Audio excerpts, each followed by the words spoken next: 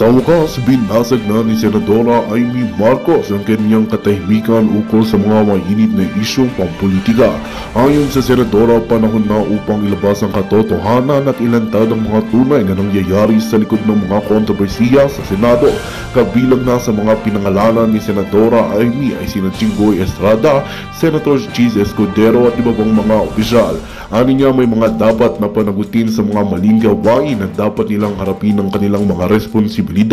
Inaasahang magiging mas mainit pa ang usaping pampolitika sa mga susunod na araw habang hinihintay ng publiko ang mga detalye ng mga isyong ito. Sa kabila ng mga akusasyon, nananatiling matatag si Senadora Amy sa kanyang paninindigan na labanan ng korupsyon at katiwalian. Ayon pa sa kanya, hindi na dapat palampasin ang mga pagkakamali ng ilang mga lider ng bansa. Abangan ang mga susunod na kaganapan at mga reaksyon ng mga nasasangkot na opisyal. Well, itong hang balita ang ating pagkakatutukan. Ngunit bagong lahat, siguraduhin mag-subscribe at i-hit ang notification bell para sa patuloy na pagtutok sa mga suliyap ng bagong balita sa tunay na boses ng masa.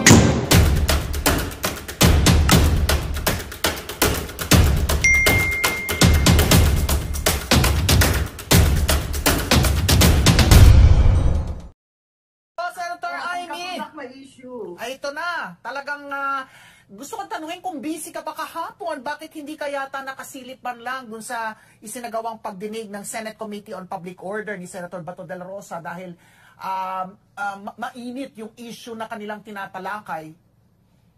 Oo nga, totoo. Talagang hindi ako nakapunta. Pilit kong hinahabol yung kanilang hearing. Kaya lang, ang problema, may sariling hearing ako tungkol sa mga OFW natin sa Iraq, kung ano na ang sitwasyon nila, tapos yung ating mga OFW rin, ang mga seaman, ang mga sailors, kasi wala silang proteksyon, at yung malayang lolas na comfort women na hanggang ngayon di pa binibigyan ng tulong. So, busy-busy yan, di na ako nakahabol. Ikalawa, ang problema, wala akong masyadong alam noong 2012 dahil nasa probinsya ako, gobernador ako eh. Kaya baka wala rin akong maitulong. Nakita ko lang, yung post ni Maharlika, pinadala sa akin, at eto nga, na-leak itong PDEA document na sinasabi. So, nakikinig lang ako, at yun nga, nakakalungkot eh, kasi si Maharlika, original na loyalist yan, kaya ay nakakalugmok talaga na galit siya. Okay. So Senator Amy, ito no, kasi ako rin nagulat kasi si Senator Bato no, ang siya po ang nangunguna dito sa investigasyon na ito. Did you have any idea na he was going to call an investigation regarding this? Kasi sangkot rin po yung pangalan po ng inyong kapatid na nakaupo ngayong presidente. Nagbusina po ba siya? Nagbusina po ba siya sa inyo? At ano po yung naging reaction po? Hindi naman nagbusina kasi alam ko naman nakapending na yon. Meron talagang mga resolusyon na imbestigahan yan.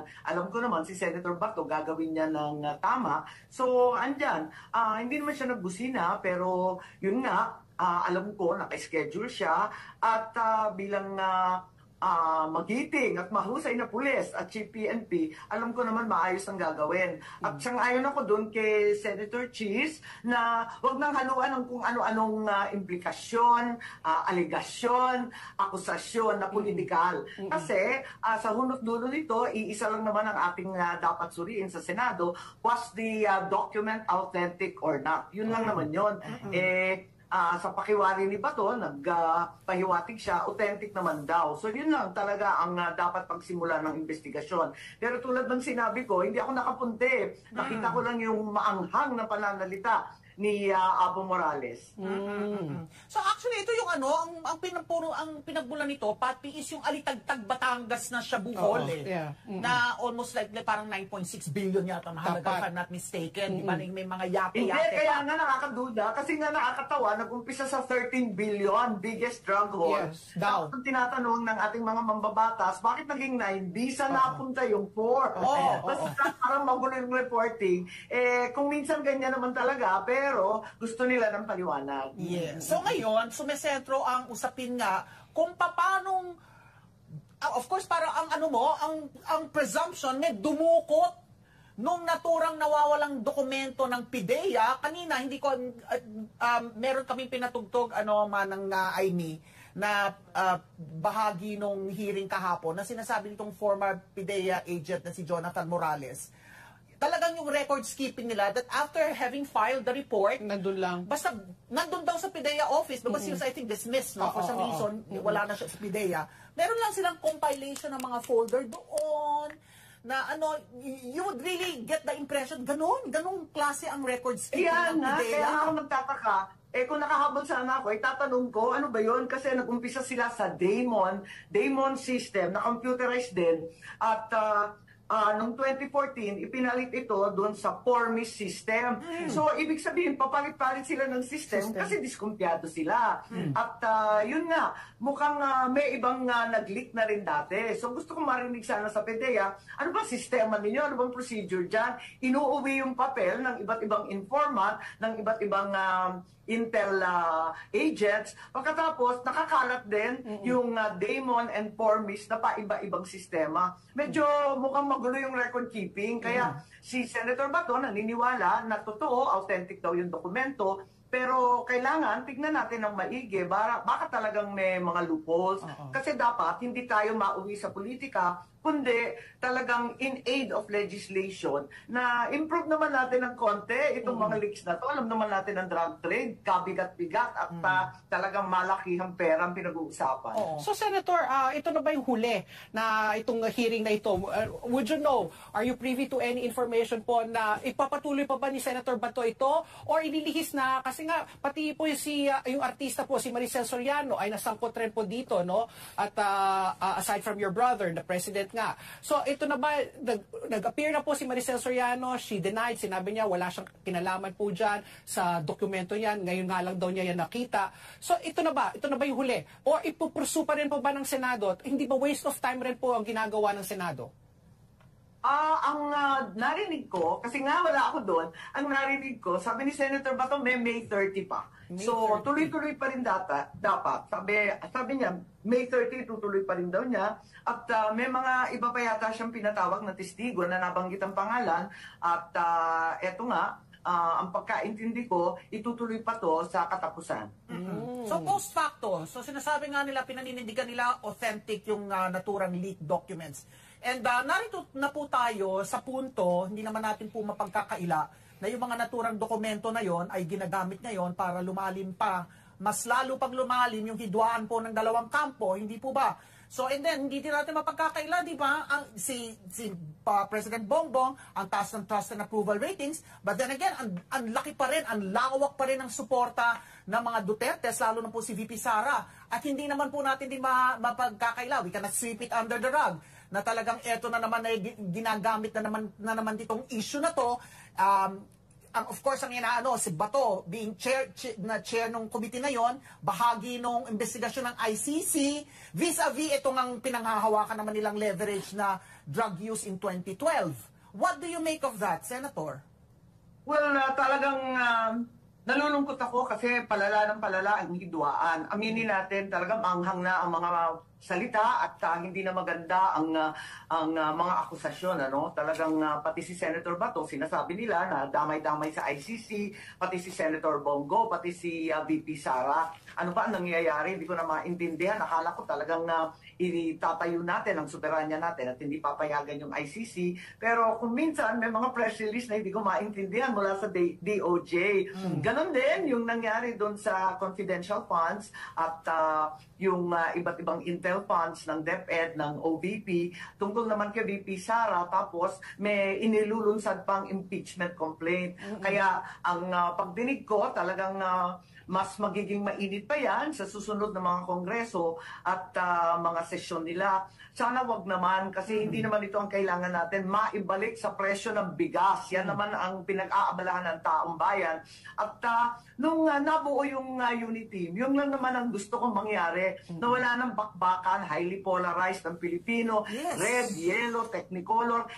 Nung nag-unit team, akala ko talaga, buong tiwala ko, na wala na tayong pag-uusapan ng politika, puro pag-unlad, pagpakain ng tao, yung edukasyon, tutok na tayo sa lahat na yan. Imbis na yun ang nangyari, mas lalo pang gumulo, may West Philippine Sea pa, may impeachment, may ICC, Bakit may tapos impeachment? lumabo pa yung bigas sa Kaya 60. may Hindi ko tanggap ang mga pangyayari. nangyayari Oo. talaga. So, Senator Amy, no, ano rin, a couple of months ago, we had you also, and you were talaga in the side of Sara Duterte, no, nasabi mo nga talaga na dapat talaga, hindi natin, yung si Sara, no, si VP Sara, kasi talaga naman, kumbaga, she was very instrumental in making your brother also the president. But now, you yourself said, no, na nag-escalate na, lumalala na po. Where do you stand now? What is your current relationship with VP Sara? Nagkakaroon na rin ho ba ng lamat? Kasi the First Lady also has already made a pronouncement na talagang siya, no? Talagang ilag na siya kay VP Sara. Bad shot na Bad siya, shot no? na daw. Tapos, VP. although your brother, the very, sabi mo nga, napakabait ng kapatid ko, sabi mo nga, si PBBM, Si sabi niya, pacifist talaga, no? masaya siya na at least meron siyang very supportive wife. Pero, hindi lang sanay daw si Lisa Araneta sa politika. So, kayo po, bilang kapatid, senador, kaibigan ng matalik rin po ni VP Sara, where does this put you also? Well, ang totoo, kami ni VP Sara, tunay na naiipit sa gitna. Kasi ang kanyang mga kamag-anak ay panaybanat na at talagang bukas na ang pagbibira sa administrasyon. Samantalang siya ay bahagi pa rin ng administrasyon. Kaya maraming nananawagan na siguro mas maganda magbitaw na siya at yung iba naman sinasabi na wag kasi karapatan niya bilang VP. So naiipit rin si Inday, ako naiipit din kasi kung may nag-iintay na i-denounce ko, ika nga, o alipustahin, o banatan yung kapatid ko, hindi po mangyayari yon. Mahal ko yung kapatid ko. Kaya lang, sa kabila nun, yung mali ay mali, ang tama ay tama. Tiisan po tayo kasi talagang ganyan ang turo ng ama namin. Maintindihan naman siguro niya na kapag kinakailangan, katulad nitong PDEA leaks, dapat ungkatin at alamin kung ano ba talaga ang nangyari. Wala po kayong plano or I don't know how you would assess your status bilang mediator. Hindi ba kayo pwedeng pumagitna? Because really, it has polarized our nation, no? At the time when dapat united front tayo against yung mga aggressors, hindi po ba? Yes, that's correct. Siyempre, nag-e-effort po tayo, pero lumalala nga eh. Tapos, ang sagwa nga, dahil yung Mindanao, alam po ninyo, talagang tuwan-tuwa ako, isipin nyo, solid North and solid South. Talagang buong-buo na ang Pilipinas. Wala nang gagawin, kundi asikasuhin ang